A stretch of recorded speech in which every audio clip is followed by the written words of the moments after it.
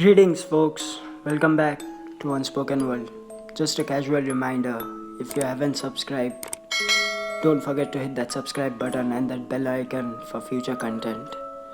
Today, we are gonna dive inside the mind of a serial killer, Henry Lee Lucas, A.K.A. the Confession Killer. By strangulation, I've killed by knifings, I've killed by hit and runs, shootings, robberies, hangings, every type of crime, I've done it. Henry Lee Lucas was born on August 23, 1936, Blacksburg, Virginia, US, son of Anderson Lucas and Viola Lucas. Henry's mother Viola was a prostitute and would force him to watch her engaging in sex with her clients. She would also make him cross-dress in public. He lost an eye at the age of 10 after it became infected due to a fight with his brother. Let's hear his confession about his childhood. I guess you say the way other children grow up was different. Were you abused or just... I was abused. I was dressed as a girl for about 7 years of my life. By who? By my mother.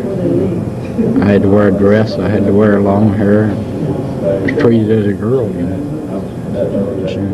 In December 1951, Henry's father passed away of hypothermia. Shortly after this, 6th standard Henry dropped out of school and ran away from home. On June 10, 1954, Henry was convicted on over a dozen counts of burglary in and around Richmond, Virginia. He was sentenced to 4 years in prison. He escaped in 1957 and was recaptured and later released on September 2, 1959. In the late 1959, he was living in Michigan with his half-sister. He was engaged already and was about to marry a girl he met while he was in prison. Henry's mother visited him for Christmas. She disapproved her son's fiancé and told him to move back with her and take care of her as she grew old. The arguments escalated. On January 11, 1960, according to Lucas, she struck him over the head with a broom, at which point he stabbed her in the neck. This was the confession he said later on. Got in a fight and she got killed. Okay, so is that the only, I was thinking that was the only killing that you had. That is. That's the only one I know of, that I've ever done. What happened? We got in a fight. I was drunk and she was, I guess, drinking quite heavily. She come home where I was living at, and she started beating me in the head with a broom handle. And that's the last I remember, I just went out and she ended up dead. How had she died? They say she died from a stab wound, somewhere in the neck. So I don't know. He was caught in Ohio. He claimed to have killed his mother in self-defense, but it was rejected, and he was given 40 years of imprisonment. After serving for 10 years only, he was released in June 1970 due to prison overcrowding. Henry befriended Otis Toole and settled in Jacksonville, Florida. While staying here, Henry became close with Toole's niece, Frida Powell, Becky, who had a mild intellectual disability and had escaped from a juvenile detention center. In 1982, Powell was put in a state shelter by authorities. Henry convinced her to run away with him, eventually traveling to California. There they worked to inform an 82-year-old mother, Kate Rich. Then they hitchhiked. While hitchhiking, they were picked up by a group called the House of Prayers in Stonesburg, Texas. Believing they were couples, they got Henry a job and gave a small apartment to live in. While staying there, Powell became argumentative and homesick for Florida. When she turned up absent, Henry claimed that she left at Bowie, Texas.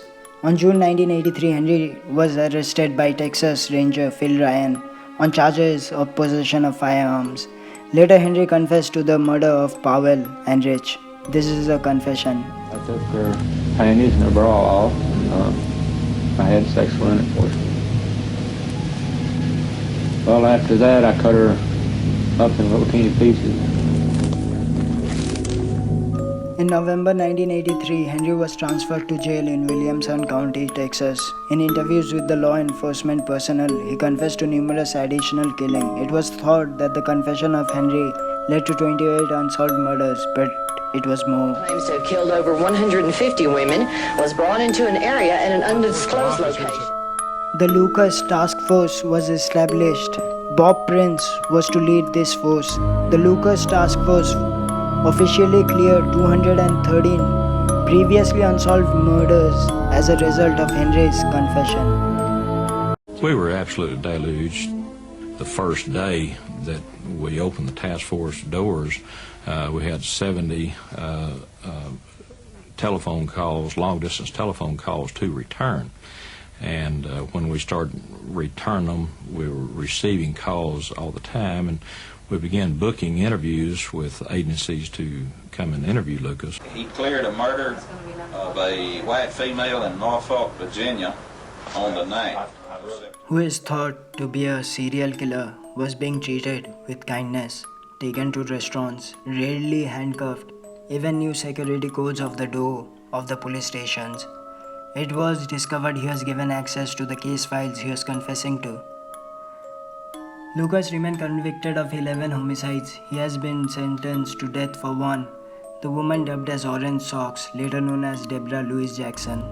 On March 12, 2001 at 11 p.m., Lucas was found dead in prison due to heart failure at the age of 64. He is buried at Captain Joe Bayard Cemetery in Huntsville, Texas.